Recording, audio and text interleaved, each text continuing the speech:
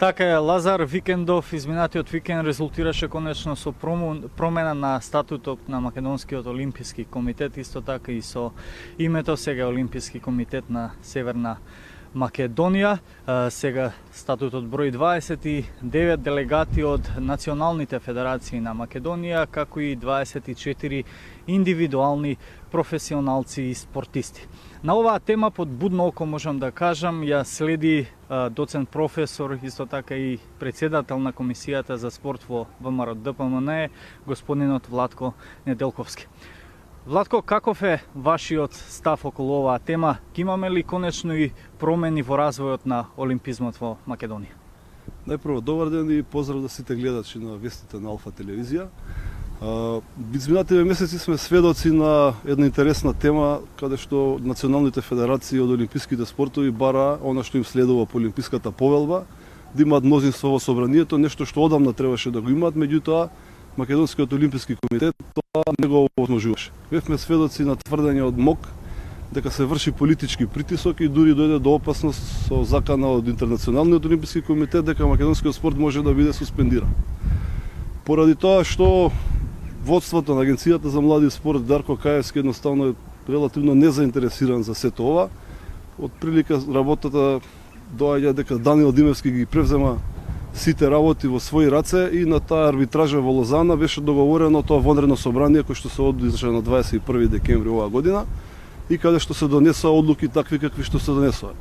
Интересно е тоа што одеднаш тврдењата на МОК дека се врши политички притисок резултираа со некаков пречутен политички договор кој што се ефектураше и со избор на такви делегати какви што се избраа на собранието на 21. Остана истиот председател, господин Васил Тупурковски, начално до полетните Олимписки игри 2020. Колку тоа значи, колку тоа може да го променат сега оние кои се бидејќи долго време и се бореа, ако ништо за друго и за нов председател по 27 години? Видете, 27 години се долго време за да некој остави трага како што треба да остави. Не е спорно дека Васил Тупурковски оставил трага во македонскиот спорт, меѓутоа годиниве наназад сме сведоци на опаѓање на организацијската поставеност на МОК. Легитимно е и некои други да се борат за тоа место, меѓутоа тоа треба да се остави на интересите и на одлуките на самите спортски федерации.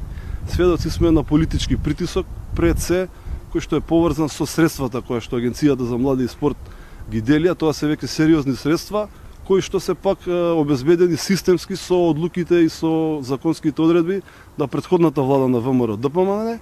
Тие средства се користат за едноставно на мала рака кажано уцена на раководствата, посебно на помалите спортски федерации, за остварување на одредени лични интереси на луѓето у спортот. Што се однесува до тоа дека имаше одредена изјава од еден од подпредседателите на МОК дека е договорено Васил Тупурковски да остане на местото до крајот на Олимписките игри во Токио, едноставно дава до знаење дека веќе се договорени кој да биде и новиот председател, ако не е тоа политички договор, како би можеле тие да знаат кога веќе тие 29 национални спортски федерации се уште не ги ни дале своите делегати кои што би биле на делегати на тоа некое идно собрание што би се одржало во текот на 2020 година. Значи, многу е јасно, неофицијално се дознава дека тешки преговори се воделе до вечерта, до 4 часот по полноќ, за тоа како да се распределат местата и делегатски, и во управниот одбор на МОК, и подпредседателските места.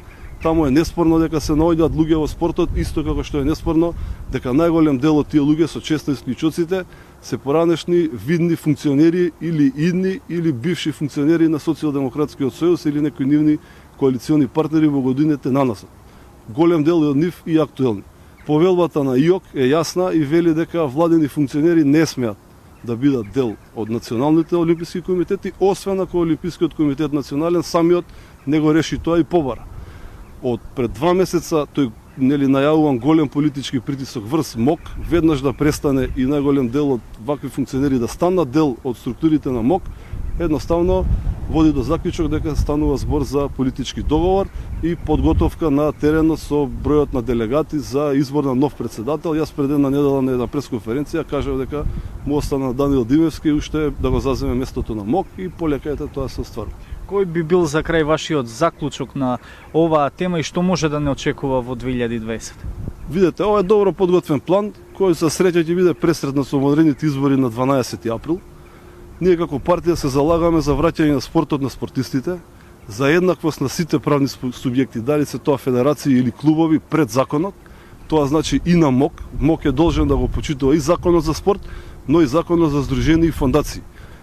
Има интересен момент во делот на промената на статутот, каде што се вели дека вонредно собрание може да повикаат 1/3 од вкупниот број на членови. Тоа е по законот за здружени и граѓани.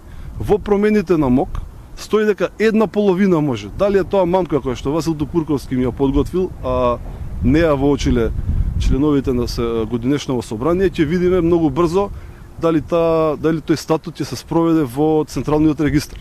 Секој регистратор кој што работи таму знае дека сите овие федерации и олимписки комитети подлежат на закон за здружени и фондации и не постои човек кој што ќе го регистрира тој статут каде што за вонредно собрание се потребни 1/2, а законот предвидува 1/3. Дали е тоа нова замка за да сето ова што е изгласано во саботата остане невалидно, односно остане на владение стариот статут, а Васил Тупурковски да купи уште одредено време, па да преговара на истиот начин можеби со следната влада или власт, останува да видиме.